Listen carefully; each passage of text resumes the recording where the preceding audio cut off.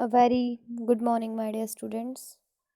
Today our topic is lesson number जो हमारा 6 था ज्योग्राफी का एग्रीकल्चर वाला। तो आज हम इसके एक्सरसाइज देखेंगे। देखिएगा क्या है इसमें। सबसे पहले MCQs question, multiple choice questions. Which of the following is the most important occupation of people of India. India में कौन सा ऑक्यूपेशन जो है मोस्ट इम्पोर्टेंट है लोगों के लिए, मतलब कौन सा ज़्यादातर करते हैं। Food gathering, manufacturing, agriculture, services. तो मोस्ट इंपॉर्टेंट ऑक्यूपेशन है इंडिया का agriculture. What is primitive subsistence farming known as in north eastern state of India. Primitive subsistence farming जो है वो नॉर्थ ईस्टर्न स्टेट्स में किस नाम से जानी जाती है। तो हमने पढ़ा था झूमिंग, यानी झूमिंग के उससे झूम खेती के नाम से वो जानी जाती है नॉर्थन ईस्टर्न स्टेट्स में। What is the principal crop and staple food of hot and humid region. तो क्या आएगा इसका, राइस आएगा इसका। हॉट एंड ह्यूमिड रीजन में स्टेपल फूड है rice. Which is the most primitive method of agriculture. तो मोस्ट प्रिमिटिव मेथड, सबसे पुराना मेथड जो एग्रीकल्चर का, वो शिफ्टिंग कल्टीवेशन है।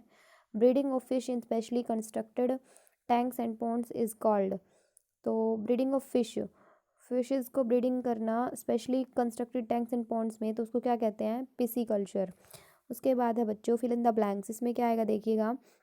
The beginning of dash life and dawn of human civilisation और देयर ओरिजिन टू डैश। तो इसमें आएगा beginning of settled life and dawn of human civilisation और देयर ओरिजिन टू एग्रीकल्चर आएगा। उसके बाद modern day agriculture is an advanced activity.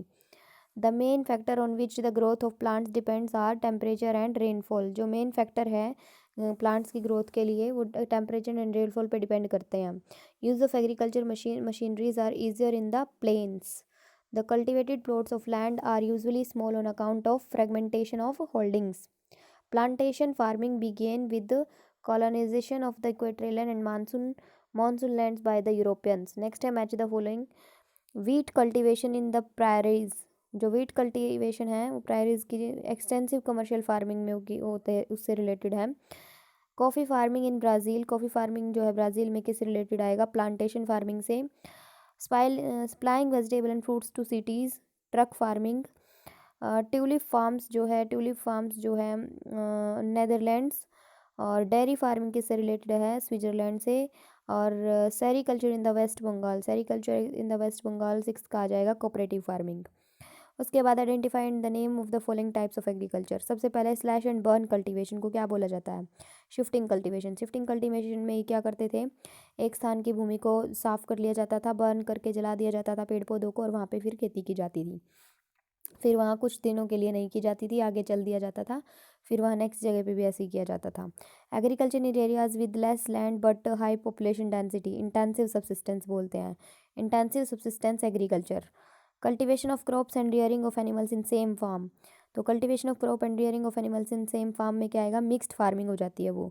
Rearing of cattle for milk for supply to urban market, dairy farming हो जाएगा। Breeding of fishes in Pond's tanks etcetera for sale in market, pisciculture हो जाएगा।